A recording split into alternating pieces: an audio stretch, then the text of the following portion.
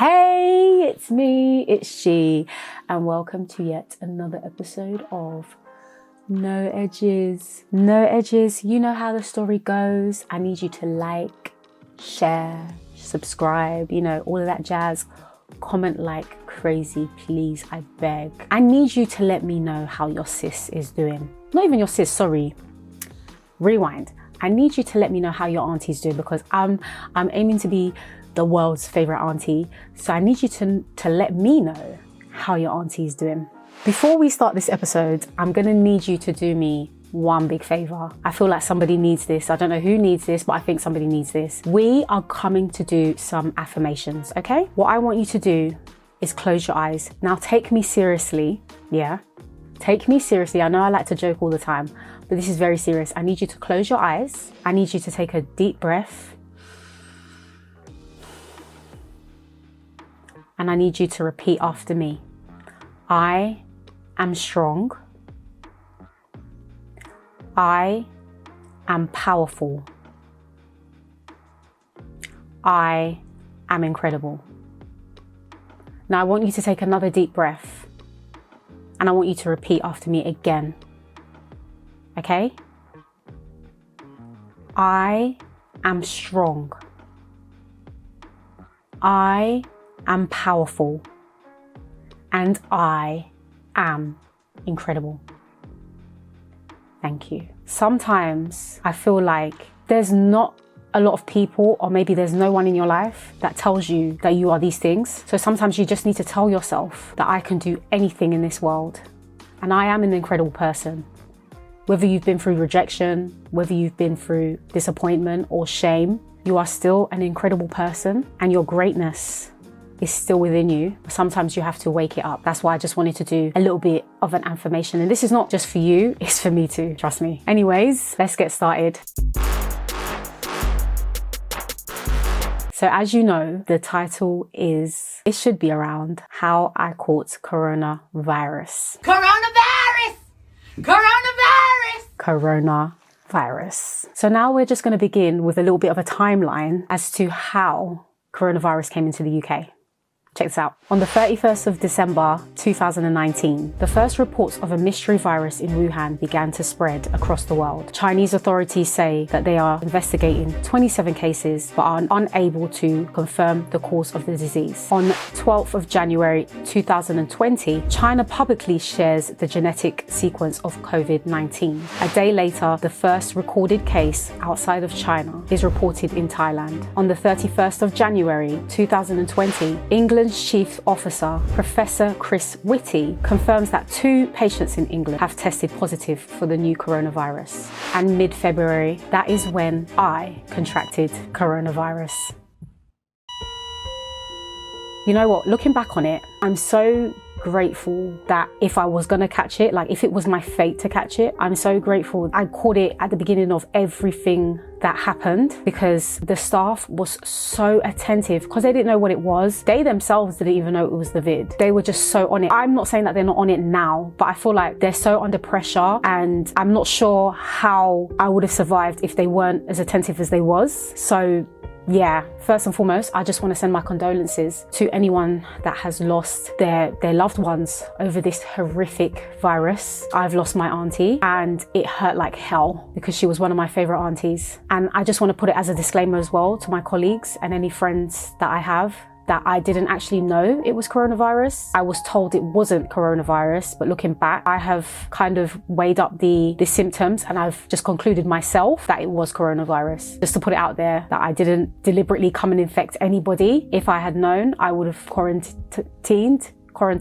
Obviously, quarantining wasn't even a thing when I got it, so it is what it is. Now, I have put it down to 3 reasons why I feel I may have contracted it. Now, when everything had happened, luckily, strangely, I had a mask. It was very bizarre because a couple of weeks before, I wanted to paint my downstairs toilet. And because I have a history of asthma, fumes can really make me sick or I can't breathe. So it's weird. I already had a mask because of that, because of the paint. And I was scared that I was going to inhale fumes and stuff. So when everything happened and absolutely nobody was wearing a mask, I wore one to work. And I remember being on the Central line and it was absolutely packed. Like, as in, we were like sardines. You know how the Central line rolls, yeah? And I just remember this man in the middle of the carriage coughing like there was no tomorrow. This guy was coughing his lungs out. And for some bizarre, strange, odd reason, he was not covering his mouth. He was just like,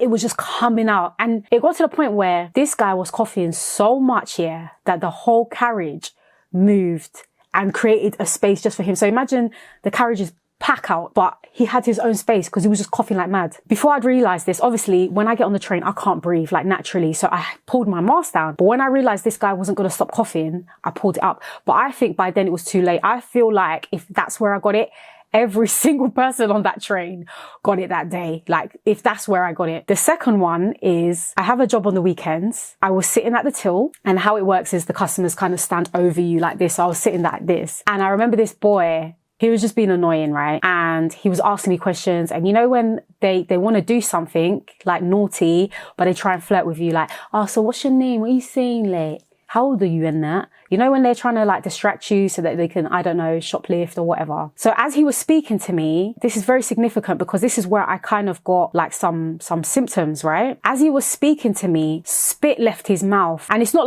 like he spat. He didn't spit, but you know when a bit of like thing, and it dropped here, like it dropped somewhere around here. And I just remember like wiping my face. Ew. And I was just like, you spat on me, you know? And he's like, oh, sorry. He went off. I think he had a little bit of a cough. The third one, and you are not going to like this. Ooh, child. Lord Jesus, help me. I can't believe I'm about to repeat this. But anyways, so I was dating this guy briefly, and his beard was smelly. Like, if I was going to catch it, it was definitely from his beard. Because why'd you have a smelly beard? Like, I remember I was taken aback because I went to lips him, yeah, and I could just smell something. Like, I don't know whether it was cheese or it was just a whole, this ain't even a word, combobulation going on in his beard. Like, it was a concoction of something, but it was a concoction of bad smell. Like, his beard was smelly. And I thought, you didn't even have the decency to wash your beard before you took me on a date. But never mind about that, yeah. If I was to catch it, it would definitely 100% without a doubt be from him. Now, going back to the second idea of how I thought I caught it. Immediately after that guy spat on my face, I felt a dry, it was so tiny. I don't know if you guys have ever ever ate something or drank something here. And you know when you choke and you've got, you know, that aftermath kind of feeling where it's like, it's not clear. So sometimes you kind of like, you kind of like try and clear it and it's still kind of there. That is the immediate thing. So looking back on it, it's probably the boy because it was instant. Soon as after he left, 20 minutes later, I felt this dry thing going on in my chest. And I was like, like trying to figure it. The next day I go to my full-time job and I go to sit at my desk and everything's cool. Like that morning was quite fine, but it gets to around, I would say 11 o'clock. And I start drifting. And I was still not concerned, but I said, okay, no worries. Cause I remember thinking, I've had a full sleep. Like, you know, the ones where you've stayed up and you come into work the next morning and you're really tired. But I was like, no, I slept at a decent time yesterday. I think I slept at like 12 or 11. Like, this should be fine. I don't know why I'm so tired, but there was no flags. Where I saw the flag is I got up, I went and made a mocha. I came back and I sat down. I haven't had no food, so it's not like I'm feeling lethargic or anything like that. But I've had the coffee and I'm still drifting. That's when alarm bells was ringing because coffee is always the fix I need to keep me awake. So I went to a meeting with my manager and still I'm feeling extremely exhausted, like as if I've had no sleep whatsoever. And I remember my manager saying, guys, because of what's happening, if you feel sick, just go home. But I said, no, let me brave it out. I got to my desk and I'm still falling asleep. So I'm like, no, I need to go home. Like, this is dangerous. These times, it's still not clicking that it's coronavirus, you know, because I'm like, there's no way. Like, that back then, you had to have come from Wuhan. Like, I don't even think Italy was as tragic as it was later on down the line, or like Spain, how their numbers were quite high. It wasn't even like that case. It was more people were asking, did you go to Wuhan? I think somebody asked, did you go to Italy? But I think it was mostly like, have you come from China? So nobody suspected that anyone could possibly get this, because it's like, no, you have to have come from China to have got it. Do you know what I mean? So I went home and I said, oh, you know, I'm going to work from home, right? So I get home and 30 minutes in and still my eyes, guys, it felt like narcolepsy. I was actually scared because I was like, okay, have I got narcolepsy now? Like, is this a late kind of diagnosis? Why am I falling asleep like this? I don't understand. So I messaged and I said, you know what, guys, I am sick. I cannot continue, because I thought, shall I sleep? And, you know, no, no, my job, they will know if you're asleep within 10 minutes. So I was like, you know what, my colleague, I said to her, I'm so sorry. I'm so sorry. But I'm fighting to stay awake. Like a complete idiot, I took 2 Nurophens. Now, in the past, when I've had like a cold or cough, Nurophens quite good. But in this case, I think it sped everything up. Biggest mistake of my life, because I went to sleep. And I remember waking up at 2 a.m. and my spine, I'll never forget this pain. My spine was burning. I felt like an elephant had come, sat on my back, broke it in so many places and walked off. That pain, it was literally my spine, obviously your back, but it was literally down the middle like that. The pain, it was so painful. Weirdly enough, I went back to sleep. Usually when I sleep like that, I can't sleep throughout the night. I'm a short sleeper, like 6 hours do for me. So if I've slept from like approximately 4 p.m. all the way to 2 a.m., there's no way I'm going back to sleep. But after 2 a.m., I got back to sleep. So this is the next day. I'm feeling hella sick. My chest has gotten worse. I'm literally dry cough, driest cough. I'm drinking loads of fluids. I'm getting enough sleep. I'm like, what is going on? I just remember that I couldn't move out of my bed. It was the worst thing I've ever been through. Like, I've had some episodes, you know, with asthma. I've had tonsillitis. And to my knowledge, to my recollection, this is the worst experience I've ever encountered in my whole entire life. I wouldn't wish coronavirus on my enemy. I had the works. I was hot. I was shivering. I was sick, like nauseous. I was getting diarrhea. I had everything in one go. It was mad.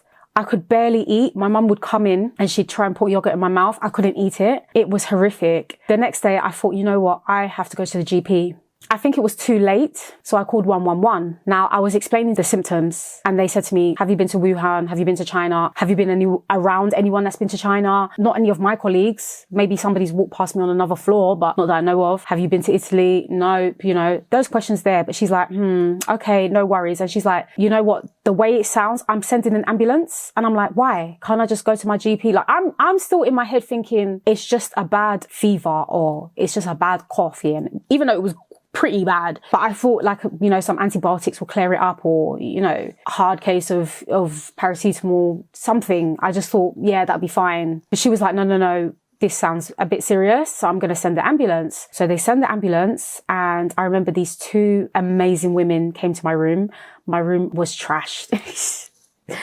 My room was trashed because, yeah, you know, I didn't think the ambulance were going to come, so I didn't tidy up. But anyways, they came in, they were like, can you get up? And I'm like, guys, in my mind, I want to get up, but I can't get up. So they literally have to prop me up. They lifted up my shirt. They checked my temperature. They checked my thing. They're like, yeah, you can't breathe. I literally could not breathe. And so they put the little, I don't know what it's called, up my nose, and they checked my temperature, and I think I was 42, I can't remember, but I think I was 40 something. So they were like, no, you have to come to the hospital. I could barely walk when they were taking me to the ambulance. I could barely walk. Like, one had my arm here, one had my arm here. It was so bad. Like, I'm like, guys, I really, like, I'm struggling. Like, I couldn't even put my shoes on. I couldn't do nothing. They put me in the ambulance and they hooked me up to the breath thing, the nose thing. And they gave me like water and they gave me like paracetamol. I remember in the ambulance, I kept seeing the white light. Honestly, this is not even a joke. They were like,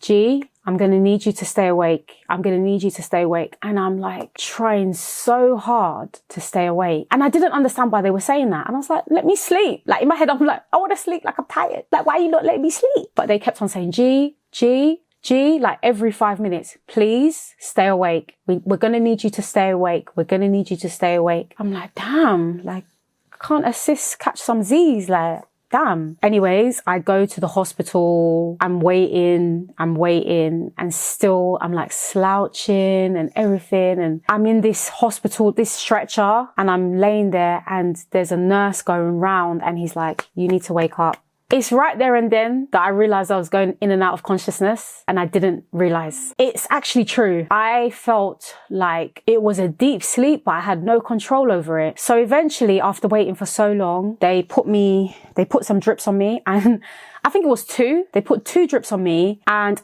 they said I had to wait until the drips had finished. Can you imagine? So these are bags. They're literally dripping into your arm. It took hours. I think I was there for like 5 hours. But funnily enough, like I felt just slightly better when they did the drip. They gave me some more paracetamol. They checked me. They checked my back. I had this throbbing headache. They gave me antibiotics and sent me home. They sent me home. They said to me, just for precautionary purposes, I should stay at home for 7 days. So I stayed at home for 7 days and I went into work the next week. And then it was Friday the 13th. I remember that they were like, no, it wasn't Friday the 13th, but it was along that week, basically, where they were like, you cannot come back into work. So I'm thinking this is a 3-week stint. Yeah. I'm like, okay, cool. No problem. I'm thinking I can still travel because I had New York and I had Puerto Rico booked. I had I had Israel. I had all these holidays booked, Ghana. And I'm thinking, okay, like it's just a little bit of a cold or whatever. Still not clicking, even though I've nearly died, that, you know, everything's lock off. And, you know, a year later, we're still in this rut. I remember when I started working from home, we were having a Zoom meeting and I just remember feeling extremely nauseous, like I wanted to vomit. So that was the first signal that I'd not fully recovered from whatever this was. Still bearing in mind that I didn't know what this was. I went to the toilet, had diarrhea and vomiting at the same time. And then I remember my taste went for like, I would say for the best of 2 weeks. I'd say for 7 days, it was like, you know, that metallic taste, like it was serious. But I remember the next like 7 days, it started like slowly coming back. And unfortunately, I didn't lose any weight. Like that's how I always am. It's so annoying. When I get sick here, I don't lose weight. This fat sticks to me like glue. And then I had loss of sense of smell. Now the sense of smell, I would say was about 6 weeks. I would say, because you know what? I actually didn't realize I have a crap nose anyway. I'm somebody that I don't smell things like straight away. Do you know what I mean? It was like, I think it was like week 3 after I'd had the sickness or whatever, that I was like, I can't smell anything. And I realized that I was like, rah, I can't smell my own poo. You know, usually when you poo, like you can smell something like, rah, I need to eat a bit more veg and drink a bit more water, you get me? But this one, I was like, there's nothing here. And it got to the point where I couldn't smell other people's smell.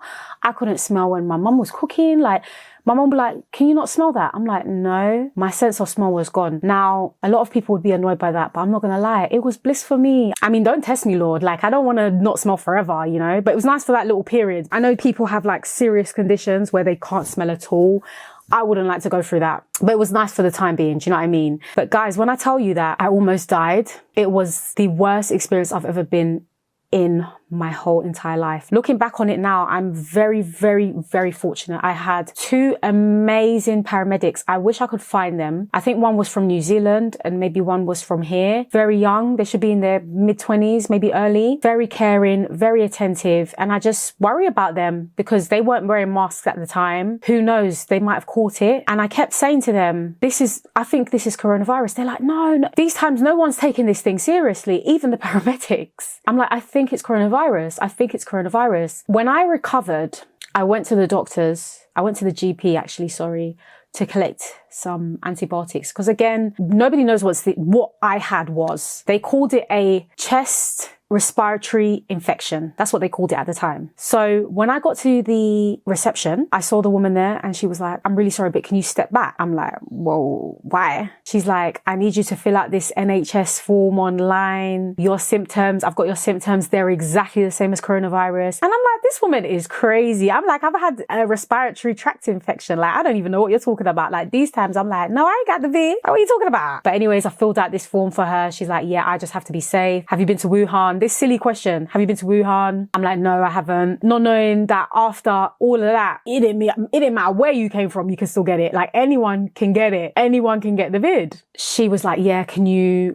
wear a mask? Can you wash your hands? Like she was proper scared about me particularly. If you are one of those people, you think this is a 5G network thing, it is not a joke. If up till now you haven't taken it seriously, don't take it seriously when you catch it, because it is not a joke at all. It is the worst experience I've ever been through in my life. I've never experienced, like I've experienced not breathing, but not to this extent. When I've experienced not breathing, yeah, it's been because I've had a stuffy nose or like a chest infection, but I can just about like get some, you know. But this one, I can't even explain it. It was so dry in my chest, like as if somebody clawed my chest, and I am now reaping what damage they did to my chest. It's indescribable. And the sweats, I felt like I had pneumonia because I'm boiling, but I'm shivering at the same time. Never in my life did I think I was gonna call Jesus' name so many times. Like I've been through so much, guys. I don't think you understand. I've been through so much in regards to my health. I have been through car crashes. I have been through the worst things where I've had near-death experiences. But let me tell you, I have never called the name of the Lord so many times. I remember at 2 a.m. I was like, Jesus, please save me. Like